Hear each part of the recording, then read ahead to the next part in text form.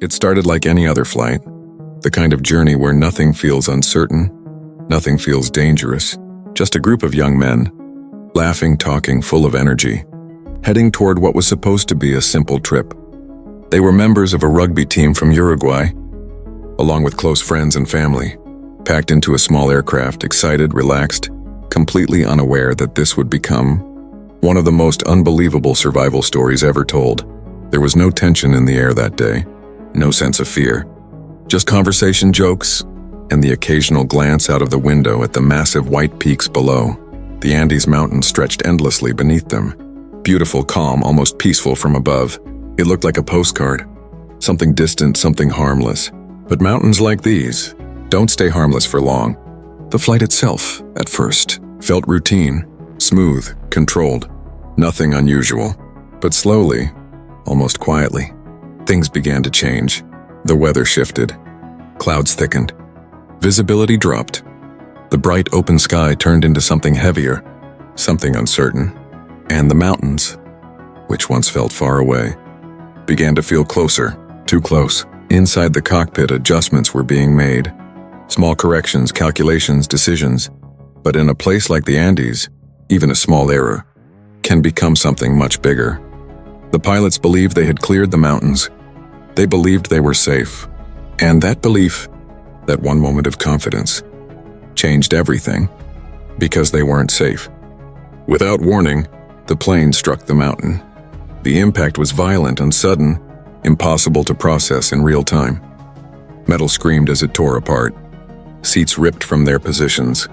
People were thrown forward sideways, into each other. The tail of the aircraft broke away almost instantly, disappearing behind them. Then the wings, gone. And what remained, what was left of the fuselage, began sliding down the mountain, uncontrollably, like something that had lost all connection to the world. And then it stopped. Silence followed. Not complete silence, but a strange kind of quiet, broken only by wind, by distant sounds, by breathing, by confusion. Some people didn't move. Some couldn't. Some were gone. The survivors looked around, trying to understand where they were, what had happened, and what was left. The plane was no longer a plane.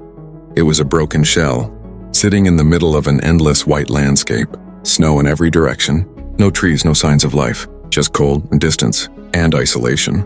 At first, there was still hope, because in their minds, rescue was coming. It had to. A plane doesn't just disappear. People would notice. Search teams would come. They just needed to wait. But waiting became something else. The cold was immediate, brutal, not the kind of cold you can ignore or adjust to. The kind that seeps into your body, slowly, steadily, taking your strength away. Their clothing wasn't enough.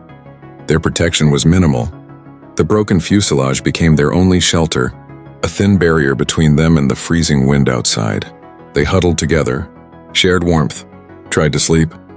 But sleep wasn't easy. The cold wouldn't allow it. The fear wouldn't allow it. And then another problem began to grow. Food. At first, there was a small supply. Snacks, chocolate, a few bottles of wine.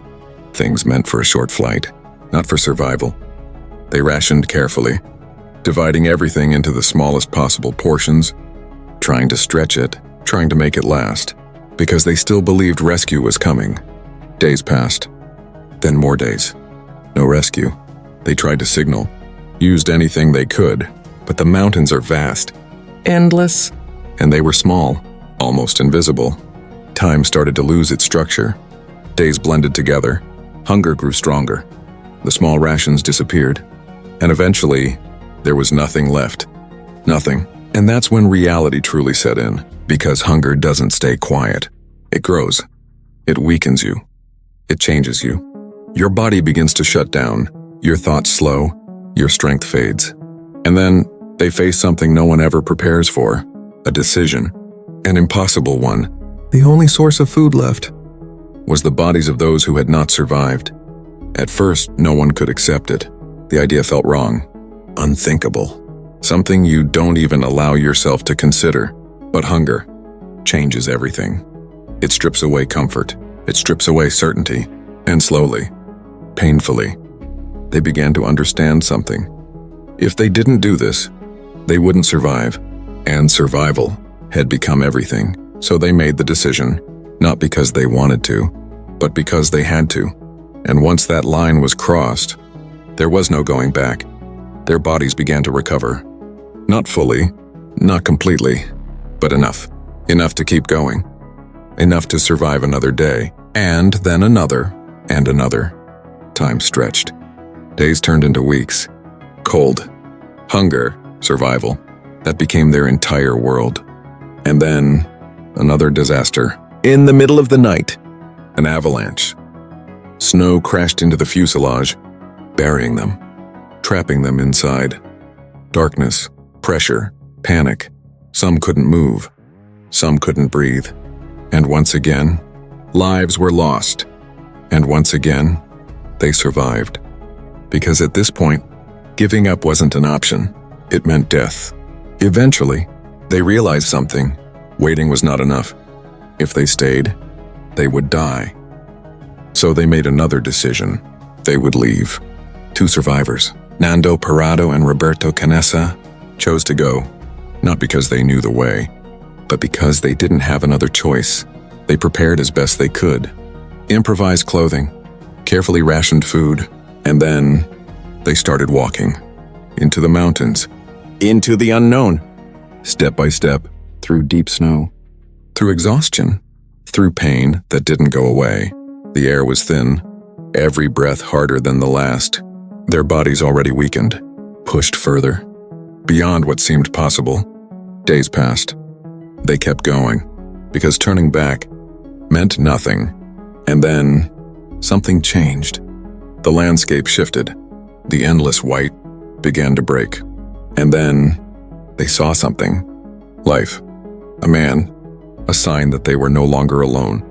And in that moment, everything changed. They had made it. Help was coming. Rescue teams arrived. And one by one, the remaining survivors were brought back. 72 days. That's how long they had been there. 72 days in one of the harshest environments on Earth. With no real food. No real shelter. Just determination. Just the will to survive. Out of everyone on that plane, only 16 made it, and their story became something the world would never forget, because it shows something real, something difficult.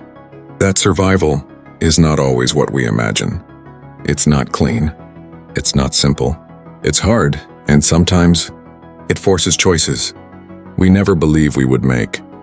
But when everything is taken away, when there is nothing left, the human instinct to survive becomes stronger than anything else.